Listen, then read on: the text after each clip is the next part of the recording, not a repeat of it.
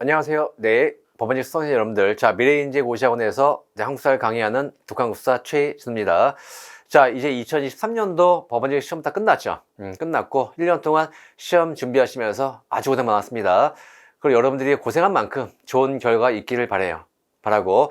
자, 또 올해 이제 한국사 시험 문제에 대해서 약간 여러분들에게 드리고 싶은 말씀이 있는데 그 총평을 잠깐 설명을 드리면, 네, 일단 자, 올해 시험은 이제 물론 이제 올해 시험 총평도 이제 내년 시험을 준비하는 친구들은 잘 들으셔야 돼, 이거. 일단 올해 시험 난이도는 어쨌든 작년보다는 크게 변화 없어요. 큰 차이는 없다. 근데 약간 좀 어렵다라고 느끼는 학생들이 좀 있더라고요. 있는 게 작년보다는 조금 더 디테일하게 연도 문제가 좀 들어온 게 있고 사료 같은 게 약간 어려워 보이지만 충분히 해결할 수 있어. 근데 이런 부분들을 잘 캐치를 못하신 분들은 약간 어려울 수 있어요. 요거였는데 일단 어쨌든 전체적인 난이도는 채점 결과 별로 다르진 않다. 요거고, 두 번째, 자, 학생들이 당황하게 하는 킬러 문항이 별로 없었어요. 그래서 4번 문제라든가 24번 문제 이 두 문제를 제외하고는 뭐 다 해결할 수 있는 문제. 근데 해결할 수 있으면 해결이 안 되는 부분들은 실수라든가 아마 기본기가 약간 부족했을 거예요. 그래서 내년도 시험을 준비하는 분들은 이런 부분을 잘 보시면 됩니다. 자, 그리고 세 번째가 계속 올해 특징이야, 지금. 올해 국가직이든 지방직이든 법원직이든 근현사의 비중이 되게 커요. 그래서 우리 국가직이나 지방직도 20문제, 10문제가 근현사 있고 법원직도 25문제에서 9문제, 10문제가 근현사예요. 요거고 조선사가 6문제 나왔죠. 그래서 이 두 파트가 거의 3분의 2가 되는 거야. 그리고 또 하나가 정치, 경제, 사회, 문화 쪽에서 특히 문화사가 몇 문제 나왔지만 문화사는 이제 앞으로 여러분에게 난이도를 조절한 문제는 아닌 것 같아요. 되게 쉽게 나오고 있고요. 정치사의 비중이 엄청 크다는 거. 그리고 경제사와 사회상 거의 숙제가 안 됩니다. 그래서 앞으로 공부할 때는 정치사를 중심으로 좀 보셔야 될 것 같아요. 그래서 제가 내년도 시험을 대비해서도 원래는 문화사 특강을 하는데 이제 문화사가 난이도가 좀 떨어지기 때문에 문화사 대신에 이제 정치사라든가 근현사 쪽에 특강을 좀 많이 할 예정이에요. 그래서 내년도 시험을 대비하시는 분들은 이제 이 북한국사와 함께 내년도 시험 대비해서 정치사 특강이라든가 그 다음에 근현사 쪽에 특강이 있을 때는 꼭 들으시면서 준비를 하시면 되겠고요.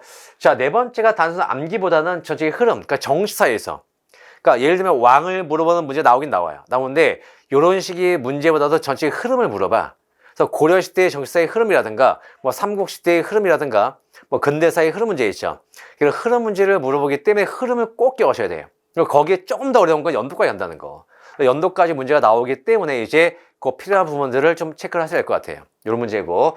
자, 5번 문제, 5번. 다음 형태 뭐냐면은, 뭐, 1, 2, 3, 4, 2 이런 식의 문제가 나오긴 나오는데, 올해 법원직은 기역, 니은, 디귿, 리의 박스 형태예요. 이 박스 형태의 문제가 많이 나와서 옳은 걸 다 걸러내는 거. 그러니까 이런 문제가 별건 아닌 것 같은데, 그러니까 기본적인 개념을 정확히 알고 있으면 좋은데, 그런 부분이 약간 약하신 분들은 그 박스 문제가 나오면 약간 당황해요. 당황하면서 실수가 나오더라고. 그래서 그런 문제가 나오면서 약간 난이도를 조절한 것 같더라고요. 그래서 어떤 그 박스 문제도 푸는 방법은 없어요. 정확하게 개념을 잡고 확실하게 답을 골라내시면 되는 거야. 그래서 그렇게 문제를 풀면 되는데 어쨌든 이러한 특징이 있었다 해서 일단 가장 중요한 특징은 근대사 비중이 높은 거. 두 번째가 정치사의 비중이 크다라는 거. 요거고. 세 번째가 흐름 문제 많다는 거예요. 알겠죠? 이 세 가지가 앞으로 내년도에도 아마 법원직 문제에서 고득점으로 가냐 못 가냐 키가 될 것 같아요. 그래서 그 부분을 잘 보시면 되겠는데, 자, 이제 구체적으로 자, 우리 문항 분석을 좀 볼게요. 일단 선사시대는 없다는 거예요. 그러니까 선사시대와 초기 국가 이 두 개가 원래 잘 나와야 돼. 꼭 1번 선사시대, 2번이 초기국가인데 이제 아예 그 부분이 빠집니다. 근데 요 부분이 빠진 이유는 제가 계속 얘기했어요. 교과서에 없어, 내용이 거의 내용이 없어 나올 만하지가 않다. 근데 이제 고조선이 나왔죠. 근데 고조선 문제가 나왔지만 여기에다가 이제 초기국가가 섞어버린 거야. 그러니까 섞어서 문제를 냈지만 난이도가 되게 쉬웠던 문제고, 자, 고대국가가 네 문제가 나옵니다. 네 문제인데 정치사가 세 문제죠. 전부 다 흐름 문제예요. 그래서 고대사는 왕 얘기를 내기가 좀 불편해. 왜?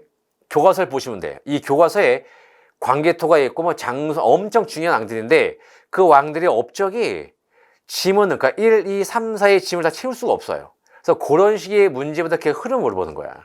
이런 문제고 특히 14번 문제는 통신라 문제에다가 이제 발해까지 엮었어요. 그래서 남북국의 흐름 물어보는 문제인데 요 문제도 연습이 되어 있으면 되게 쉬운 문제인데 아마 시험장에서 이 문제를 처음 보면은 엄청 당황하는 거예요. 그래서 연습이 되어 있으면 좋은 문제였고, 자, 문화사는 의외로 문제 난이도가 좀 떨어집니다. 그래서 불교는 뭐 예상이 되는 문제예요. 이제 승려 얘기해서 이제 원효나 의상이 나오는데 뭐 의상의 문제 나왔었고요. 되게 쉬웠었고요, 문제는. 자, 고려 시대도 네 문제 나왔죠. 다 정치사예요.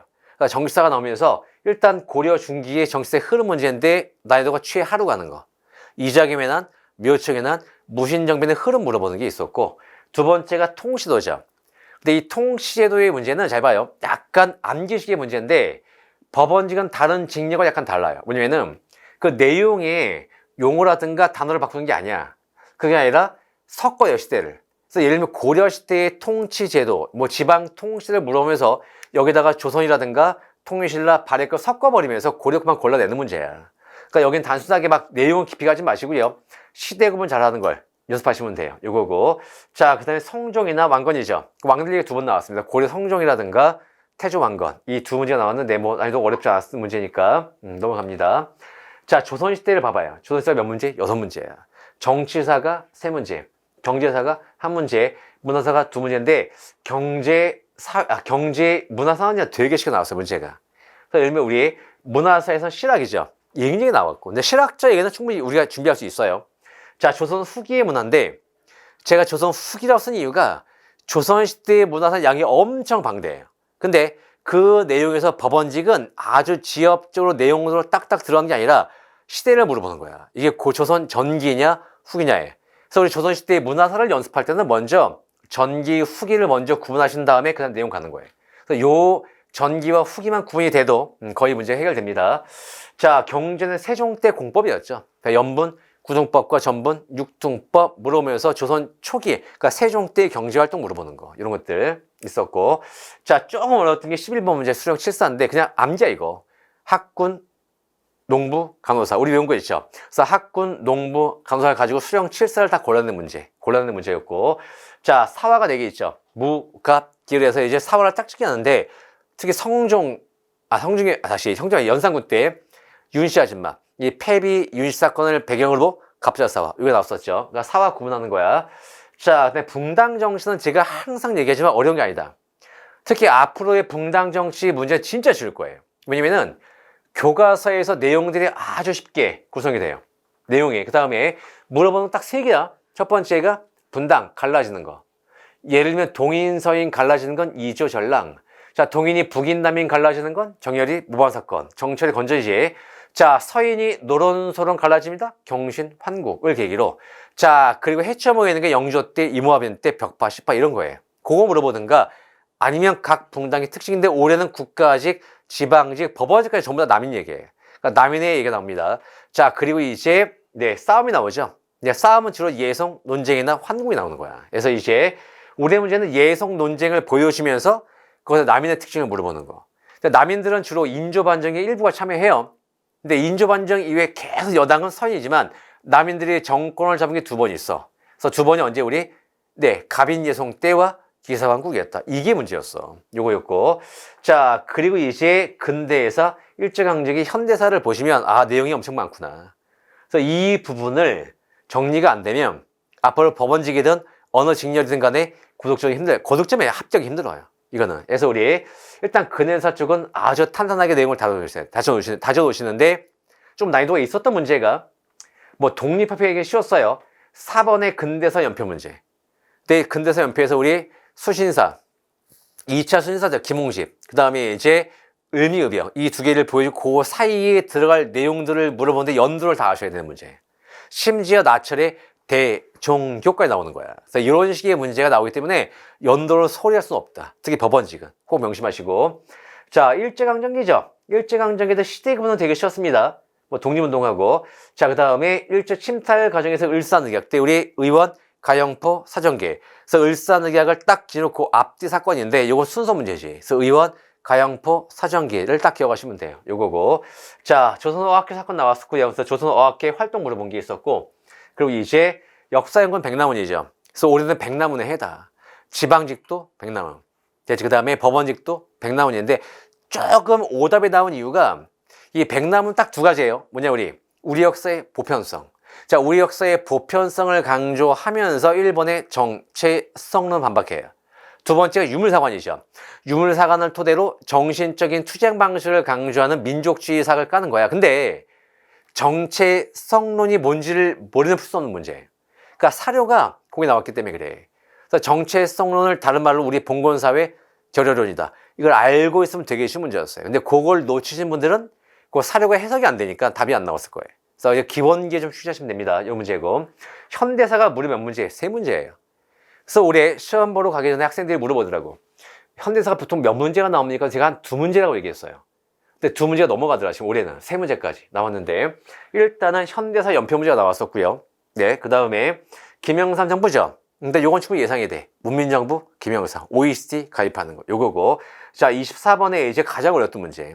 그래서 이제 유신정권의 연표 문제였어요. 요런 문제인데, 이 유신정권은 우리 72년도죠. 72년도에 7차 개헌.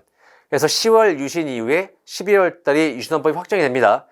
그리고 유신헌법이 끝나는 게 79년도의 11.25 사태가 아니야.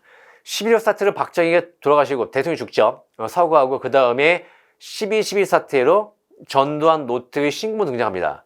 등장하고 이걸 막으려고 한 게 80년대 5.18 광주 민주운동이에요. 그 뒤에 국가 보위 비상대책위원회를 설치한 다음에 전두환이 최계열을 밀어내고 11번째 대통령이 될 때까지가 유신헌법이에요. 그 전두환이 11번째 대통령이 된 다음에 나는 박정희 지금 오래 안 할게.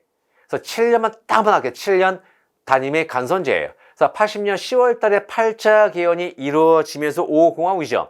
그때부터가 5공화국. 그 전까지가 유신헌법이야. 그래서 국가 보위 비상대책위원회도 유신헌법이 시행되던 시기예요. 요거. 그래서 그 문제 좀 어렵던 문제. 자, 지역 문제는 계속 나오는데요. 작년도에 제 기억에 법원지가 평양이었고, 올해 이제 강화도가 나왔어요. 그래서 작년도 법원직인가? 동령부 나왔을 거야. 동령부가 서경이라는 거. 이건데, 올해는 강화도에서 학생들이 2개는 지울 수 있어요. 지울 수 있는데, 니은에 우리 사고, 그러니까 조선시대의 실록을 보관한 사고가 전기에 4개 있었죠. 후기가 5개인데, 그 5개 중에서 정족산, 이 정족산 본이 강화도다. 요거를 기억하시면 쉬운 문제. 근데 그거를 기억을 못하면 어려울 수도 있어. 그래서 어쨌든 그런 기본기 문제니까 어쨌든 위치 문제는 계속해서 법원직에서 나오는 문제니까 이게 중요한 지역들을 체크하시면 됩니다. 중요한 지역이 평양이라든가 대구, 뭐 개성, 서울이라든가 뭐 공주라든가 강원도 이런 지역이니까 계속 돌려가는 거야. 그런 것들 기억을 하시면 되는데 어쨌든 지금 이제 문항 분석이 되게 중요합니다. 그러니까 지금 올해 시험을 보신 분들은 그냥 총평을 보시면 되는데 내년도 시험을 준비하는 분들이 이 문항 분석을 꼭 보셔야 돼요. 그래서 제가 다음에 이제 올해 뭐 할 거냐면은 국가직, 지방직, 서울시예요. 그 3개의 시험 묶을 거야. 묶어서 이제 이 문항 분석으로 어느 파트에서 어떻게 나오는지 쫙 보여드릴게요. 보여드리면 아 이제 공부할 때 보일 거예요. 그래서 아마 니은자 형태일 거야. 그러니까 니은자 형태 뭐냐면은 정치사, 전교재산 정치사가 중심이에요. 그 다음에 근은사 쪽이 엄청 많다. 그래서 니은자 형태의 시험이 될 것 같은데 어때 이 니은자 형태의 시험 맞춰서 이제 내년도에도 약간 좀 달라져야 돼. 그래서 제가 아까 했듯이 내년도 시험은 일단 법원직을 잘 들어야 돼. 법원직은 법원직만의 강의를 들으셔야 돼. 그래서 저도 행정직 강의를 하고 있지만은 행정직 강의하고 법원이 완전 달라요. 이 접근 방식이. 두 번째가 연도를 좀 외워야 되는 것도 있고 이런 부분이 있고 또 하나가 이제 법원직이라든지 이런 시험을 대비해서 특징 알겠죠? 그래서 올해는 아까 얘기했듯이 정치사, 특강, 그러니까 정치사 특강 그냥 쭉 하는 게 아니라 시험에 나오는 거. 예를 들면은 삼국시대는 흐름 물어봐요. 삼국의 항쟁이 있지. 이거 할 거야. 통일신라와 발해도 흐름 나오죠. 이거고 고려든 조선시대 흐름과 관련된 문제들을 먼저 다 정리할 거예요. 그래서 이걸 문제로 쫙 정리해 드릴 거니까 그 특강에 있을 때 꼭 참여하셔야 될 거 알겠죠? 이거고 아마 거의 시험과 비슷하게 유형을 만들어 드리고 이 법원직 시험은 문제 형태가 보인다니까. 그래서 수업을 잘 드셔야 돼요. 잘 들으시면은 아마 좋은 일이 있을 거다. 그 두 번째가 이제 근현사 쪽도 먼저 정리할 겁니다. 그래서 근현사 따로 아마 특강을 할 거예요.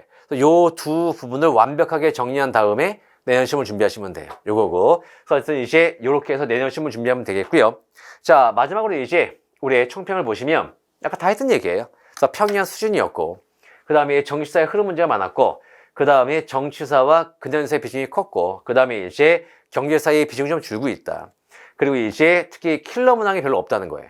그래서 올해 물론 법원직이 아까 24번 문제가 좀 있었지만은 충분히 해결 가능합니다. 하고 이제 이런 것들을 총 정리했을 때, 종합해 왔을 때, 올해 합격생들의 어떤 좀 이렇게 합격 상위권, 학생들의 점수는 보통 한 88점에서 한 92점 살 것 같아요. 이건 제가 정한 게 아니라 시험 난이도를 보고, 아, 이 정도는 걸릴 수 있다, 틀릴 수 있다 하는 문제와 실제로 학생들에게 인터뷰를 해봤어요. 해봤을 때 이 정도에서 좀 구분이 되더라고. 그래서 합격 좀 가능한 학생들은 87점에서 90이죠. 그 이상을 넘어가시면 만점도 있습니다. 그 이상을 넘어가시면 아마 이제 좀 다른 과목에서 약간 까먹은 게 있어도 뭐 보완이 될 거고, 만약 다른 과목까지 잘 봤다, 그럼 거의 합격이 될 거예요. 그래서 아마 합격하기 위해서는 88점에서 92점 정도면은 좋지 않을까, 라고 생각이 듭니다. 그래서 어쨌든 올해 시험 보시느라 고생 많으셨는데, 공부한 대로 여러분들이 좋은 결과 나왔으면 좋겠고요. 네, 어쨌든 올해 만약에 결과가 좀 이제 안 좋은 분들, 또는 이제 내년도에 다시 시험을 준비하는 분들은 제가 말씀드린 대로 요 부분을 잘 보시면서 다시 한번 준비를 하시면 내년도에는 꼭 좋은 결과가 있을 것 같아요. 됐고, 올해 어쨌든 시험 준비하고 시험 보시느라 고생 많았습니다. 자, 어쨌든 여러분들이 합격을 기원하면서 이만 마치겠습니다. 자, 수고하셨고요. 감사합니다.